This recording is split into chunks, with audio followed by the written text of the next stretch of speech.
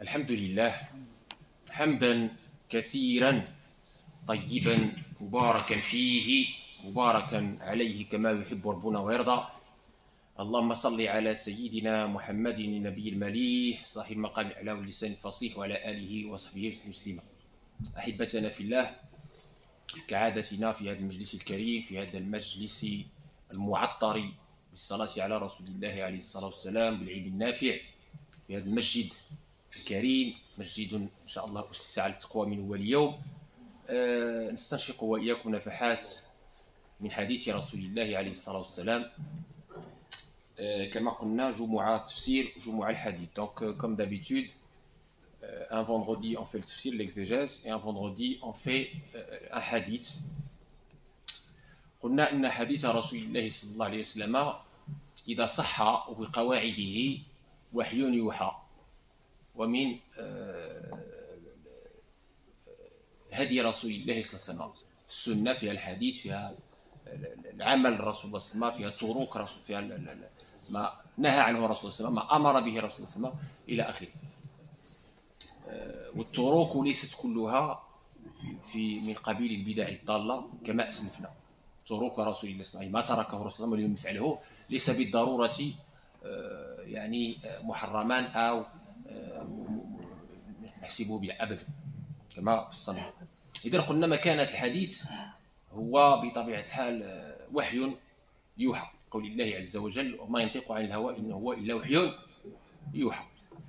Donc je disais tout d'abord, évidemment, sachez que le hadith du prophète alayhi salam, s'il est authentique et avec les modalités qu'on avait déjà signalées, à savoir l'étude du sanad, la chaîne de transmission, l'étude du matn, le contenu, c'est-à-dire est-ce que le hadith est abrogé, on a certainement sorte, est-ce qu'il est muqayyad, mutlaq, spécifique ou étendu et absolu, mujmal, mufassal, est-ce qu'il y a un autre hadith qui le contredit, la chronologie du hadith à comprendre, etc., etc. Donc avec toutes ces modalités, il fait partie de la révélation. Ouais. Allah nous dit à ce propos, il ne dit rien de son propre chef, de sa passion. Il ne s'agit là que d'une révélation. وما ينطق عن الهوى إن هو إلا وحي يوحى. اليوم اختاريت لكم حديث. كتعرفوا ان الاحاديث قلنا العلماء ديالنا قسموها، كاين احاديث الاحكام، كاين احاديث الاخلاق، كاين احاديث الخبريه، حديث اول الساعه، حديث علامات الساعه الصغرى الكبرى الى اخره، احاديث الفتنه، احاديث العلم. Donc je disais, il y a aussi une étude thématique qui a été faite par nos savants, masha'Allah, concernant le corpus, la discipline du hadith, de la parole du prophète alayhi salam, quand elle est authentifiée, bien sûr. Les versets du Coran, on avait dit qu'il y avait les versets de l'ahkam, c'est-à-dire les versets qui impliquent un avis juridique. Et pareil, pour les hadiths, il y a aussi ce qu'on appelle hadith al-ahkam, c'est-à-dire des hadiths, les paroles du prophète qui impliquent un avis juridique, une injonction à faire ou à ne pas faire. Et on a dit qu'il y avait une étude thématique qui a été faite par nos savants. On a par exemple les 40 hadiths, 40 hadiths dans le bon comportement, les 40 hadiths la recommandation de la science et chercher la science utile, etc. Les 40 hadiths al-qalbiya, comme on avait vu, concernant le cœur, la spiritualité, tazkiya. Les 40 hadiths concernant les fitan, hein, les signes de l'heure et tout ça, et tout ça. Donc voilà, les savants ont vraiment fait des études très poussées à travers ces 14 siècles de ce corpus, de cette discipline précieuse et importante qui fait partie, comme j'ai dit et je le redirai jamais assez, fait partie intégrante de la révélation. اليوم اختاريت لكم كما قلت حديث من الاحاديث المستقاة في فضائل سيدنا رسول الله عليه الصلاه والسلام للمحدث العلامه اللي هو من الشيوخ ديالنا في العلم، شيوخ الكبار، محدث زمانه، كان يلقب عند العلماء ببخاري زمانه، بخاري زمانه، سيدي عبد الله بن الصديق الغماري الحسني الادريسي رحمه الله عليه. هذا كتابه الأحاديث المستقاة في فضائل سيدنا رسول الله صلى الله عليه وسلم مجموعة.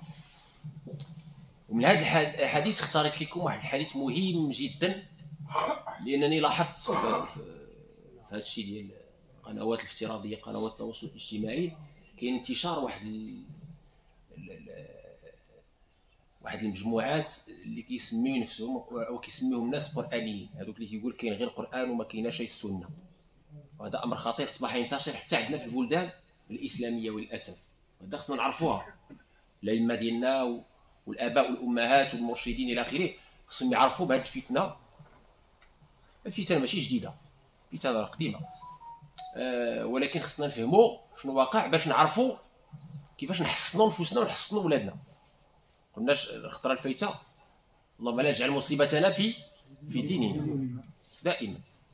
وهذه من المصائب التي أصيبت بها الأمة، هذه المجموعة اللي كيسميون نفوسهم قرآنيين وحنا عندنا غير القرآن ما خصنا سنة. إذا عن المقدام بن معدي كريم قال: حرم رسول الله صلى الله عليه وسلم أشياء يوم خيبر من الحمار الأهلي وغيره، ثم قال صلى الله عليه وسلم، سمعوا معايا الله يفتح عليكم، نحلوا ليناتنا ونحلوا القلوب تاعنا، هذا حديث رسول الله صلى الله عليه وسلم، وصلوا على النبي، صلوا على النبي من يسمعوا سميتو، راه هذا أمر مهم. قال صلى الله عليه وسلم: يوشك أن يقعد الرجل منكم على أريكته يحدث بحديثي فيقول: بيني وبينكم كتاب الله، فما وجدنا فيه حلالا استحللناه، وما وجدنا فيه حراما حرمناه، وإنما حرم رسول الله مثل ما حرم الله. رواه أبو داود والحاكم والبيهقي بإسناد صحيح.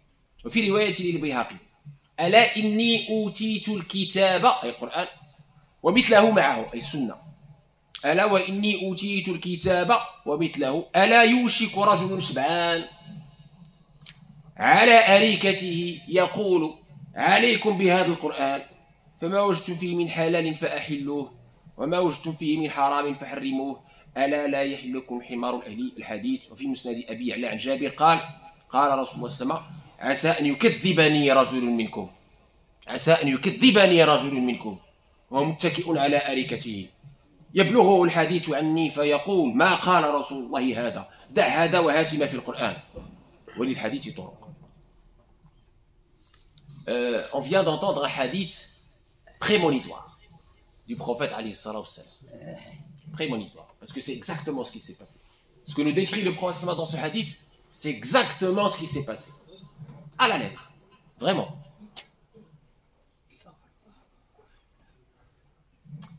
Le hadith, il a plusieurs toroq, c'est-à-dire plusieurs chaînes de transmission, plusieurs sanad. Il a été rapporté selon plusieurs compagnons, de plusieurs chemins.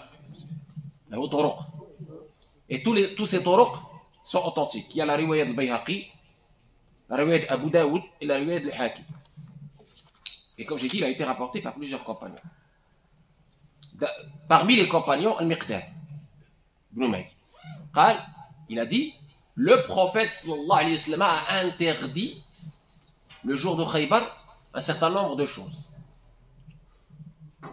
Et le prophète sallallahu alayhi wa sallam nous dit, il dit à ses compagnons qui étaient autour de lui, et à travers eux, à nous-mêmes aussi, hein, parce que le hadith nous est parvenu. C'est une instruction aussi pour nous. Il nous dit: il viendra un jour où un homme assis sur son divan, assis sur son canapé, tranquille, quand on lui apportera mon hadith, ma parole, il dira non. Entre vous et moi, il y a le Coran, le livre d'Allah. Alors ce qu'on trouve dans le livre d'Allah comme haram, comme interdit, on l'interdit. Et ce qu'on trouve dans le livre d'Allah comme autorisé, on l'autorise. Et le prophète m'a de continuer de dire: sachez que ce que le prophète a interdit, c'est comme ce que Allah a interdit. Parce que le prophète ne dit rien de lui-même. Il transmet. Il reçoit la révélation d'Allah. Et dans la riwayat de Bayhaqi, il dit: j'ai reçu, le prophète sallallahu alayhi wa sallam, le dernier messager parle de lui-même. Sayyidina Muhammad sallallahu alayhi wa sallam, il parle de lui-même, il dit: j'ai reçu de la part d'Allah, j'ai reçu ce livre, le Coran, et pareil comme lui. Ma sunna. Mes paroles, tous mes comportements sont dictés, révélés par Allah pour vous. Il viendra un jour un homme rassasié, bien rempli, qui dira avec moquerie et dédain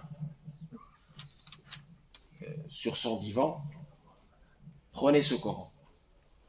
Ce que vous trouverez de halal, c'est le halal. Ce que vous trouverez de haram, c'est haram.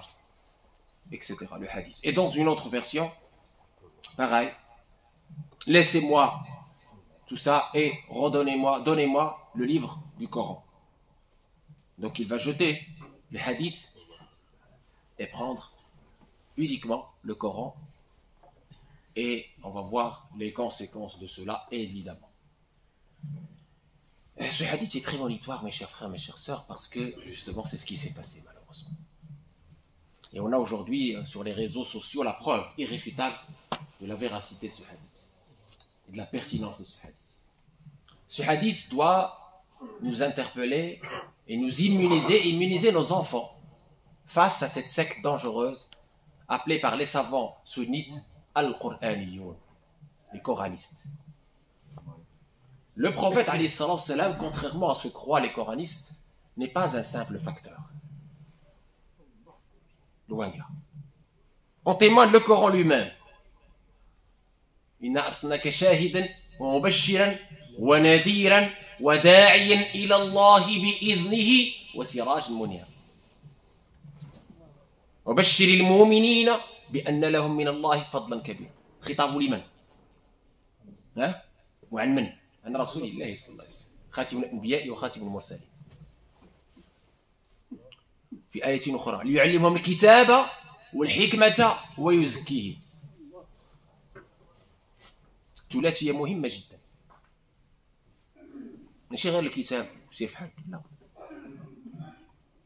الكتاب والحكمة سنة رسول الله عليه الصلاة والسلام ويزكيهم. Donc le prophète, selon le Coran lui-même, il nous dit qu'il a été envoyé pour 3 éléments essentiels et indissociables. La première, nous enseigner le livre, le Coran. C'est ce qu'il a fait. Il y avait les scribes autour du prophète qui mettaient par écrit le Coran. Au moment où il était révélé par Jibril, alayhi salam, Gabriel, au prophète, alayhi salam. Très bien. Ou le hikmah, la sagesse. Il vous enseigne la sagesse. Plusieurs savants ont interprété le mot hikmah, sagesse, par sa sunna. Très bien. L'ensemble, ses paroles, de ses approbations, etc. Parce que c'est de la hikmah, c'est de la sagesse aussi. C'est la meilleure des sagesses, subhanallah. Troisième élément, et pour les purifier. C'est pas juste des informations, non. C'est aussi une relation de maître à disciple, une purification. C'est pour ça que le prophète, quand vous lisez sa sira, sa biographie, son comportement avec ses compagnons, sa famille, même ses pires ennemis, vous allez trouver un ensemble de chaînes de valeurs. Même dans ses gestes les plus naturels, les plus normaux, les plus normaux, vous allez trouver de la sagesse. Vous allez trouver de l'enseignement. Vous allez trouver des leçons. Et on en a déjà donné pas mal d'exemples ici même. Et donc, si Allah voulait faire autrement, il aurait pu nous jeter un livre et nous dire débrouillez-vous. C'est pas ce qui s'est passé. Il nous a envoyé un être humain parmi nous, le meilleur de sa créature. Il a vécu parmi nous 23 ans de mission. Sa mission, elle a duré combien? 23 ans. Sur ces 63 années. 23 ans. Depuis qu'il a reçu la révélation à l'âge de 40 ans. 40 sana, à l'âge de 40 ans, Sidna Mohammed alayhi salam passa 23 ans à transmettre fidèlement, en toute sincérité, le message venant d'Allah tabaraka wa ta'ala. 13 ans à la Mecque, 10 ans à Médine. 13 ans à la Mecque, 10 ans à Médine. Ce qui fait 23 ans. Et à chaque fois, il y avait des versets du Coran qui étaient révélés. Et parmi justement les éléments que nous trace le Coran, les détracteurs du prophète alayhi salam ont dit pourquoi ce Coran ne lui a pas été révélé d'un seul coup, comme ça, d'un coup. Et puis basta, c'est fini, terminé. Vous voyez, Allah a voulu nous montrer que ça ne se passe pas comme ça. C'est qu'il y a une chronologie de la révélation. Il y a des événements. Il y a une éducation. Il y a un contact. Une relation. Une spiritualité. Des contextes. Et c'est comme ça que le Coran a été révélé sur 23 ans et non pas d'un seul coup comme ça. Vous voyez, sur 23 ans. La même chose pour le hadith du prophète, ses enseignements. Donc il est hors de question de prétendre que notre prophète, qui est le dernier prophète et le dernier messager, n'a eu qu'un rôle de facteur. Ça serait une ignorance parfaite de la religion et un manque de convenance vis-à-vis de ce dernier messager, qui était khuluq al-Qur'an, qui avait le caractère sublime et qui avait comme caractère le Coran, comme a dit Aïcha. Très bien. Deuxième élément très important,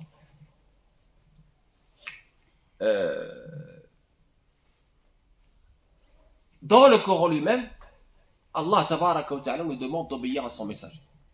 Man yuti'ir rasula faqad ata Allah. Man yuti'ir rasula faqad ata. Wa man tawalla fama arsalnaka alayhim hafiz. Celui qui obéit au prophète, il n'obéit en réalité que Allah. C'est ce que nous dit le Coran. ومن يطع الرسول فأولئك مع الذين أنعم من يطع الله والرسول فأولئك ماشي غير الله والرسول فأولئك مع الذين أنعم الله عليهم من النبيين والصديقين والشهداء والصالحين وحسن أولئك رفيقا ذلك الفضل من الله وكفى بالله عليما قل إن كنتم تحبون الله فاتبعوني يحببكم الله. Si vous aimez réellement Allah, alors suivez-moi, Allah vous aimera et vous pardonnera vos péchés. Très clair dans le Coran. ولو أنهم إذ ظلموا أنفسهم جاءوك فاستغفروا الله واستغفروا لذنوبهم ومن يغفر الذنوب إلا الله وما كان لمؤمن ولا مؤمنة إذا قضى الله ورسوله أمرا أن تكون لهم الخيرة من أمرهم ومن يعصي الله ورسوله فقد ضل ضلالا مبينا. Je suis en train de citer quelques versets qui sont la preuve irréfutable que le suivi de notre prophète, c'est en réalité le suivi d'Allah. Et qu'on ne peut pas prétendre suivre Allah sans suivre son messager, Sayyidina Muhammad, son dernier messager, c'est très très important. D'accord? Allah nous dit également, le verset que j'ai cité au début, وَمَا يَنْطِقُ عَنِ الْهَوَىٰ إِنْ هُوَ إِلَّا وَحْيٌ يُوحَىٰ. Il ne dit rien de sa passion. Il ne s'agit là que d'une révélation. Troisième élément. Mon cher frère, ma chère sœur, comment tu peux apprendre ta religion sans suivre la sunna? Comment? On donne un exemple très simple. Salat, les 5 prières quotidiennes. Salat al-subh, salat al-dhuhr, salat al-asr, salat al-maghrib, salat al-isha. Comment tu peux faire pour faire la prière de subh si tu n'as pas accès à la sunna du prophète qui a dit Sallu kama ra'aytumuni usalli, priez comme vous m'avez vu prier. C'est une sunna. Tu peux feuilleter le Coran de Fatiha jusqu'à Nas, tu ne trouveras aucun verset qui détaille la façon de faire la prière. Aucun. Aucun. Ça n'existe pas. Tu parcours tout le Coran. Alhamdoulilah, on a appris le Coran par cœur. Tout le Coran, il n'y a aucun verset qui détaille la façon de faire Subh. Deux rak'at avec Fatiha, Surah, voix haute. La façon de faire Dor.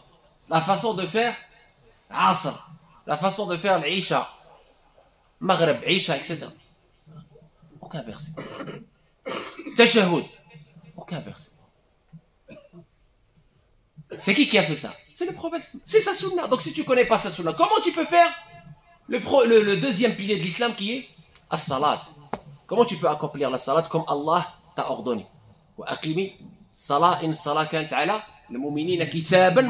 Comment tu peux obéir à cette injonction coranique, à cette obligation coranique qui est l'établissement, l'accomplissement des 5 prières quotidiennes? Comment tu peux? Tu peux pas. Donc il y a bien une transmission authentique, mutawatira, hadith mutawatir, qu'on a reçu, qui est arrivé jusqu'à nous. Avant-dernier élément. Ils vont vous dire, oui, mais vous savez, les hadiths n'ont pas été tous écrits comme le Coran, du vivant du prophète, alayhi salam. Oui, mais vous savez, il y a beaucoup trop de hadiths apocryphes, faibles, forgés. Les Umayyads sont passés par là, les Abbasides sont passés par là, la politique est passée par là. C'est ce que vous dites. Écoutez ce que je suis en train de vous dire, écoutez ce que les savants ont répondu à cette ambiguïté, cette chouba. Premièrement, oui, c'est vrai, le prophète sallallahu alayhi wa sallam, au début de la révélation, n'a pas voulu qu'on l'écrive, qu'on mette par écrit le hadith. Il a dit, celui qui a écrit autre que le Coran, qu'il l'efface. Au début de la révélation. Oui, c'est vrai. Pour ne pas qu'on mélange, que les scribes mélangent la parole d'Allah avec la parole de son prophète alayhi salam. Donc il y avait la tradition orale. Et les compagnons étaient très très forts, machallah, au niveau de la mémoire. Ils ont retenu tout ce que le prophète leur a dit, évidemment. C'était une évidence. Mais ensuite, dans la chronologie de la révélation, quand, alhamdoulilah, il n'y a plus la crainte, il n'y avait plus la crainte de mélanger la parole d'Allah avec la parole de son prophète, le prophète a autorisé l'écriture du hadith. On a des témoignages de compagnons qui écrivaient le hadith. Et on a aussi le témoignage de Abi Shah al-Yamani, dans l'authentique de Bukhari. Abi Shah al-Yamani, c'est quelqu'un qui est venu de loin. Il a écouté des paroles, des prêches du prophète alayhi salam. Il a dit au prophète alayhi salam, est-ce que vous pouvez m'écrire ce que vous avez dit? Parce que je veux le ramener chez moi. Le prophète a ordonné à un compagnon de lui écrire Uktubu li Abi Shah. Uktubu li Abi Shah. Uktubu. Écrivez à Abi Shah. Il a donné. Donc, il est faux de croire que le hadith n'a pas été écrit du vivant du prophète. C'est faux. C'est pas vrai. Ce que rapportent certains orientalistes et ce que rapportent les coranistes à ce sujet-là est faux, archi faux. Oui, le hadith a été écrit, pas totalement, mais il a été écrit. Beaucoup de hadiths ont été écrits du vivant du prophète alayhi salam. Deuxième témoignage. Un compagnon,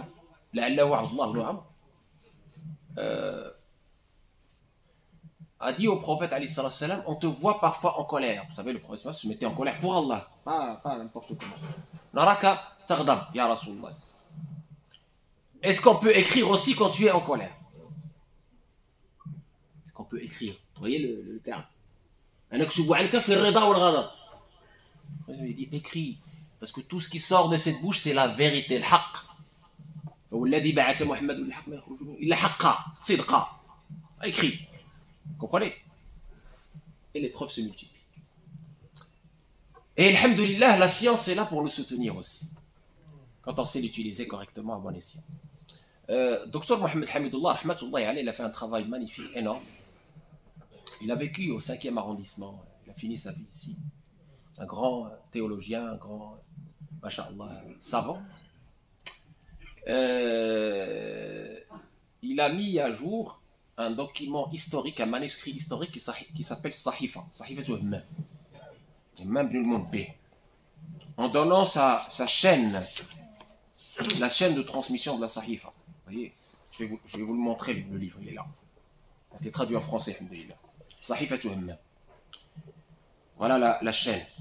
Vous pouvez la voir après. Qu'est-ce qui s'est passé? C'est qu'un disciple de Abu Huraira écrivait les hadiths. Et on l'avait perdu à un moment. Et on a retrouvé le manuscrit et daté au carbone 14. Carbone 14. Donc on a, alhamdoulilah, identifié Sahifa comme appartenant vraiment à Hammam ibn al-Munbih, disciple direct du compagnon Abu Huraira. Ces hadiths-là ont été retrouvés dans Musnad Imam Ahmed, certains dans Muwatta Malik et certains dans Bukhari. Voilà, vous voyez, c'est un travail scientifique énorme qui a fait que Sahifa est devenu le premier ouvrage de hadith connu avant Muwatta Malik. Il est vrai aussi que Jam'u al-Hadith, la compilation du hadith. Vous voyez la différence entre l'écriture et la compilation. Qui est le Jam', qui est le Kitaba. يمكن أن تكتب الشيء ولا تجمعه، ما تخليها مفرق أوراق. بحال اللي كان في القرآن عند أمنا حفصة رضي الله عنها، حتى تجمع الجمع الأول على أبي بكر، ثم الجمع الثاني في عهد سيدنا عثمان بن عفان رضي الله عنه ذو النورين. Donc il y a une différence entre la compilation et l'écriture. La compilation, les premiers efforts de compilation, c'était Omar ibn Abdel Aziz, surnommé le 5e calife bien guidé. Omar ibn Abdel Aziz, très bien. Muwatta Malik, il est venu, vous savez, 1er siècle, on est encore, alhamdoulilah, dans les 3 siècles bénis. Et après, il y aura Bukhari, Muslim, etc. Donc on a les ouvrages authentiques connus et reconnus.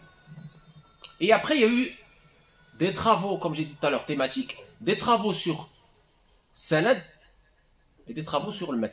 Pour répondre à la deuxième, dernière question que j'ai mis en avant. Sanad, la chaîne de transmission. Alhamdoulilah, ce travail est terminé.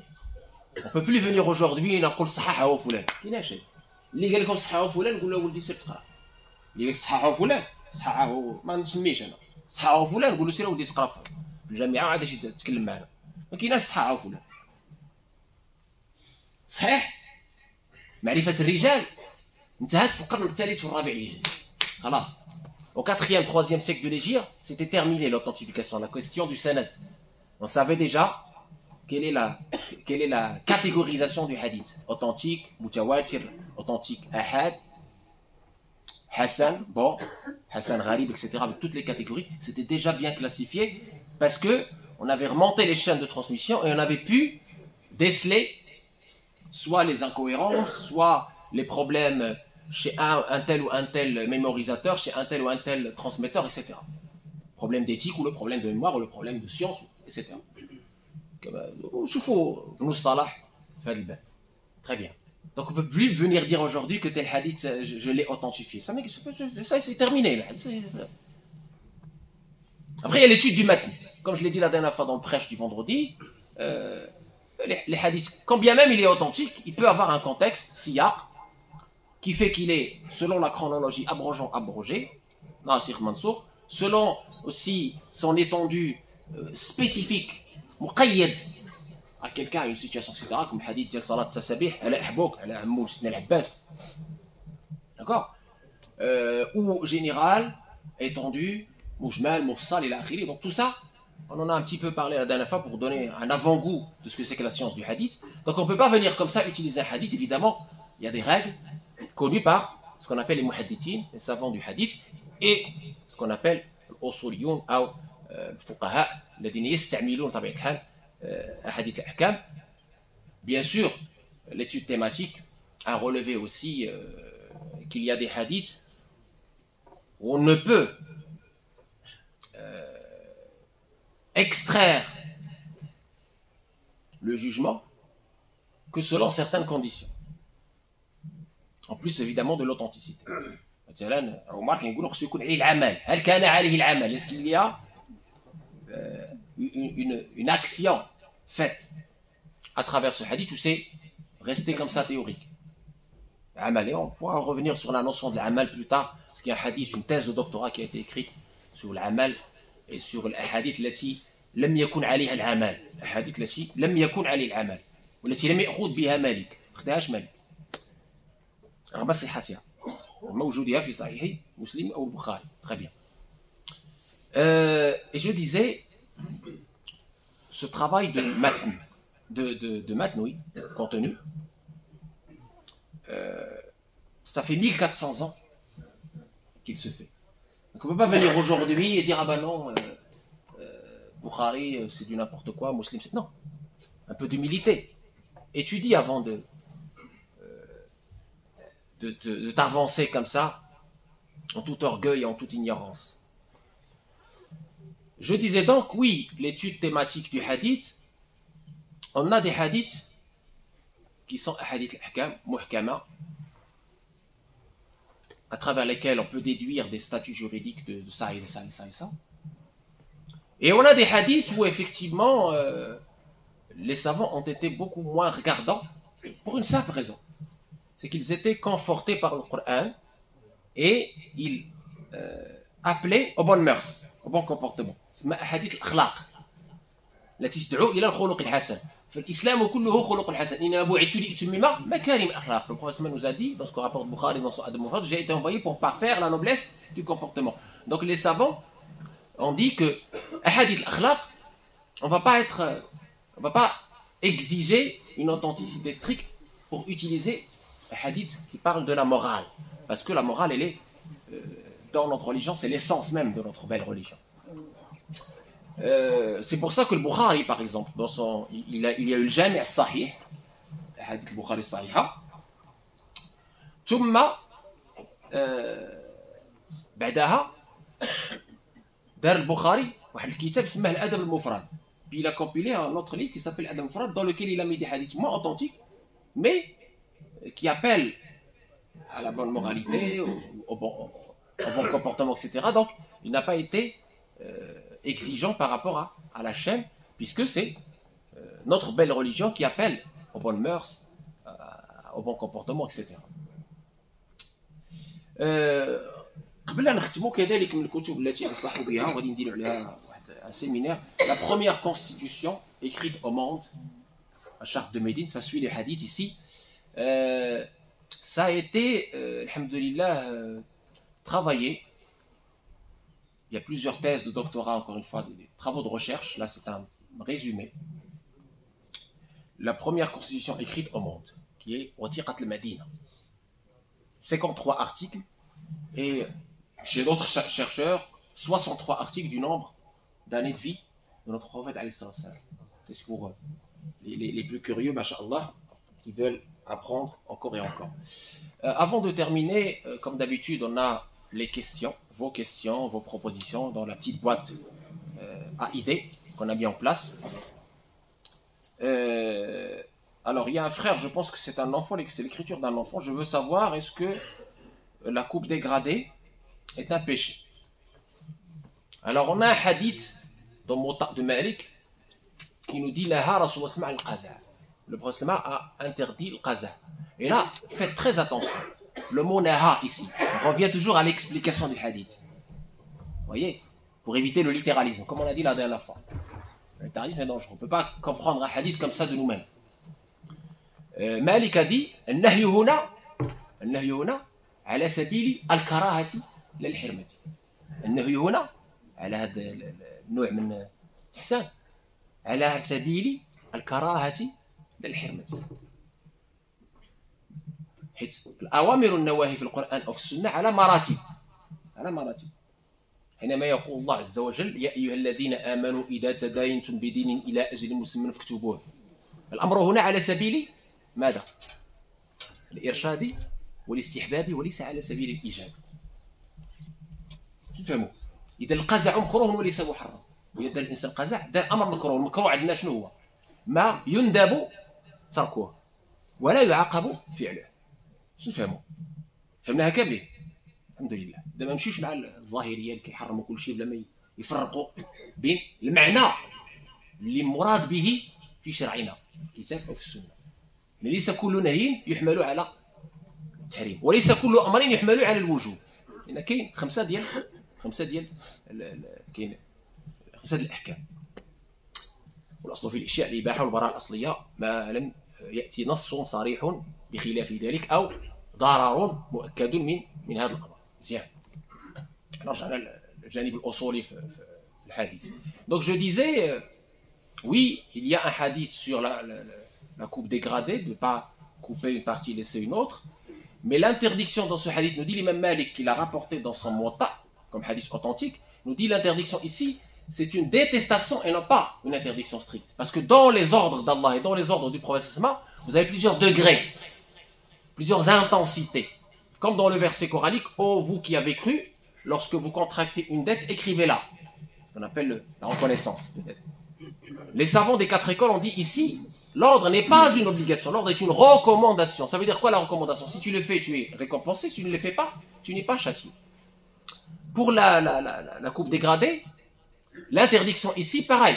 Selon les savants, les pieux prédécesseurs, salaf salih, qui comprenaient correctement les choses, parce qu'ils ont hérité cette compréhension des tabi'in, des compagnons du prophète, etc. Ils ont dit ici l'interdiction n'est pas stricte, ça veut dire que c'est détestable d'avoir cette coupe et ce n'est pas haram. C'est-à-dire quoi le détestable? On a 5 statuts de l'acte. Le détestable voulant dire, si tu ne le fais pas, tu es récompensé. Si tu ne le fais, tu n'es pas sanctionné. Si tu ne le fais pas, tu es récompensé. Mais si tu ne le fais, tu n'es pas pour autant sanctionné. On l'a compris aussi. Alhamdulillah. Donc c'est pas haram. C'est détestable. Très bien. نعاود خصنا كنرجعوا دائما للمتن. الفهم ديال الاحاديث خصو يكون صحيح من عند العلماء، ماشي من تلقائي نفسك تشد الحديث صافي طلق، لا. وكما قلنا السنه هي مكمله وشارحه لكتاب الله. Et pour terminer avec cet exemple là, vous voyez avec cet exemple là que la sunna complète le Coran, comme dans la question de la prière canonique. La sunna peut aussi expliquer le Coran. Voilà, c'est parmi les rôles de la sunna. En tout cas, celui qui ne reconnaît pas la sunna authentique du prophète, malheureusement, il ne reconnaît pas une partie de la révélation. Et qu'est-ce qu'il devient?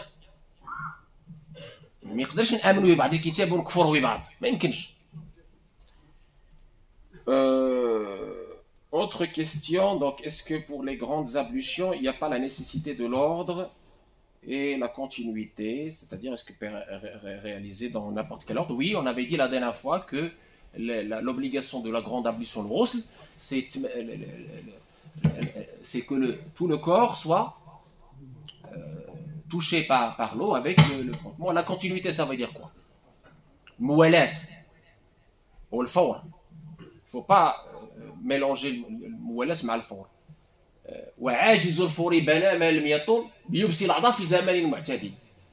Ce que disent ici les fuqaha, c'est-à-dire que tu as commencé à faire tes ablutions petites ou grandes, après tu es parti. Tu es parti jusqu'au séchage de l'endroit concerné. Là, oui, là, il y a un problème. Donc il faudra reprendre.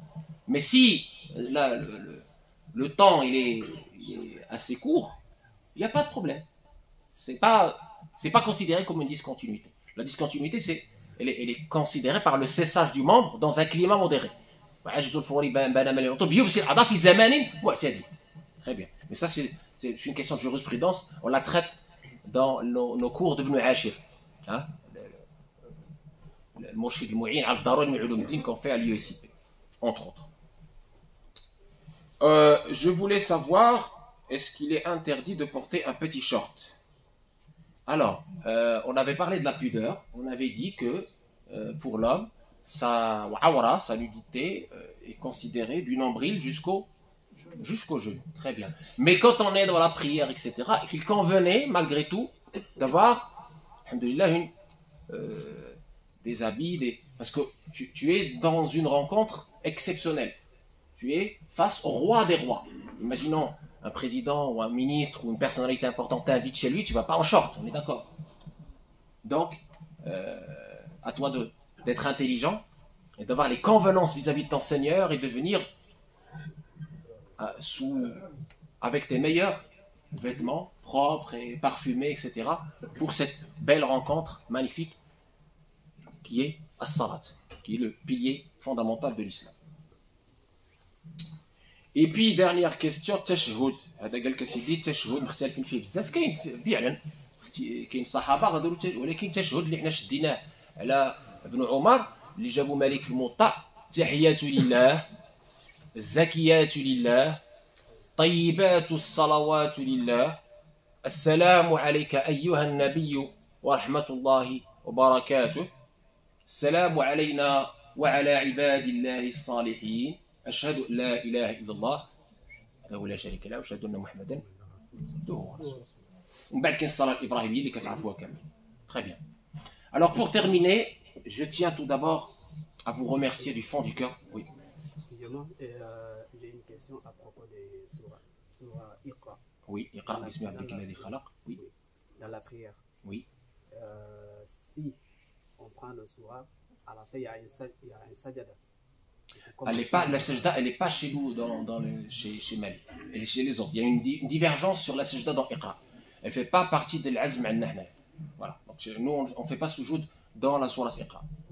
Voilà, tout simplement. Donc, de rien. Alors, je vous en prie, barakallah fil jami'. Donc, je tenais, avant de terminer, à vous remercier. Allah يعوض لكم والله يزيدكم من أفضاله ونعمه والله يعطي لكم أحسن ما تتمنوا في الدنيا وفي الآخرة على ديك الصدقات اللي تصدقتوا على خوتنا في غزة. On est arrivé à environ 9000 € très rapidement. Yannick il est là, il peut en témoigner. C'était magnifique. Donc je tiens vraiment à vous remercier du fond du cœur de cette mobilisation extraordinaire et très rapide face à cette calamité, face à ces massacres. Donc ça c'est très très important. Deuxième chose aussi que je voulais dire, c'est que notre frère Yannick, et ça fait partie des rôles aussi de la mosquée, parce que vous savez la mosquée elle a un rôle humanitaire, un rôle social, un rôle spirituel, un rôle intellectuel. On est, alhamdoulilah, dans ce rôle d'entraide entre nous. Yannick a monté un groupe d'entraide entre nous. Et donc, alhamdoulilah, ce groupe d'entraide, il marche tellement bien que, alhamdoulilah, chaque fois qu'il y a un frère qui a besoin de quelque chose, il y a un autre frère qui arrive, tiens, moi je sais faire ça. Chacun selon sa spécialité, et on arrive à faire du participatif. C'est magnifique. Donc, je tiens vraiment à le remercier et à vous remercier tous les bénévoles, tous les volontaires pour avoir répondu présent et pour avoir réagi positivement à ce groupe d'entraide. وفي ذلك فليتنافس المتنافسون وآخر دعوانا أن الحمد لله رب العالمين.